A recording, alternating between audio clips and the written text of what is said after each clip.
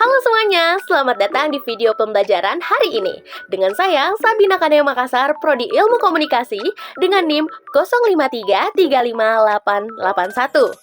Kita bakal bahas dua hal yang penting banget nih, buat melatih cara berpikir kita supaya lebih tajam dan terstruktur, yaitu jenis-jenis term dalam logika dan juga logical fallacy alias sesat pikir.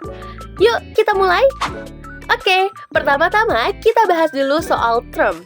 Secara sederhana, term adalah kata atau frasa yang digunakan untuk mewakili suatu objek, konsep, atau gagasan dalam pernyataan logis. Nah, meskipun terlihat sepele, term punya banyak jenis loh. Kita akan bahas 3 diantaranya lengkap dengan contohnya. Yang pertama, term konkret atau abstrak.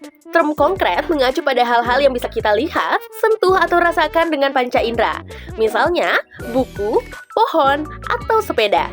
Sementara term abstrak itu sebaliknya, hal-hal yang nggak bisa disentuh, tapi bisa dipahami secara pikiran. Misalnya kebahagiaan, kemerdekaan, atau keadilan. Contoh kalimatnya, keadilan sosial adalah tujuan bangsa kita.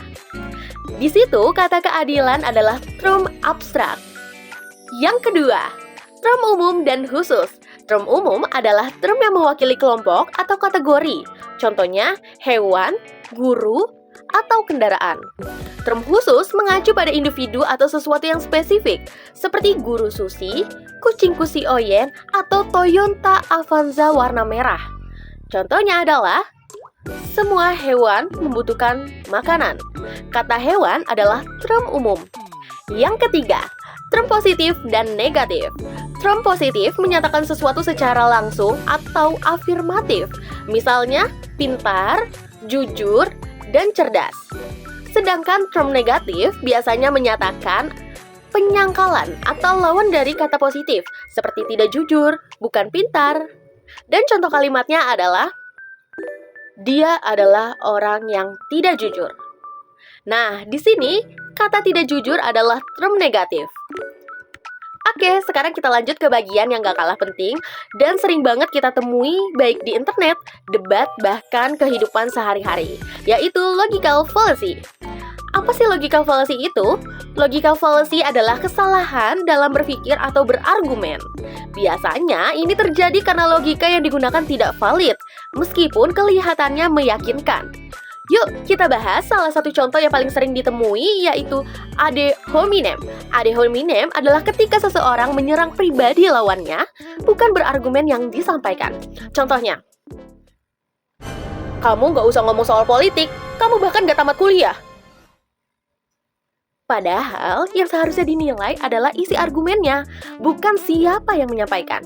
Contoh lainnya, gagasanmu salah, karena kamu itu anak kecil. Ini juga bentuk ad hominem. Usia tidak menentukan benar atau salahnya argumen. Bagaimana sih cara agar kita tidak terjebak di logical fallacy? Yang pertama, pisahkan antara orang dan ide. Yang kedua, uji argumen dan logika, bukan emosi. Dan yang ketiga, terus belajar dan mengenali berbagai jenis sesat pikir agar kita bisa berpikir lebih jernih dan rasional.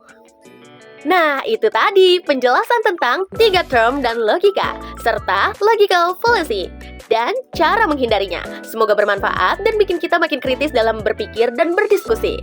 Kalau kamu suka video ini, jangan lupa like, comment, and subscribe. Sampai ketemu di video lainnya, dan tetap berpikir logis, tetap jadi pembelajaran. See you!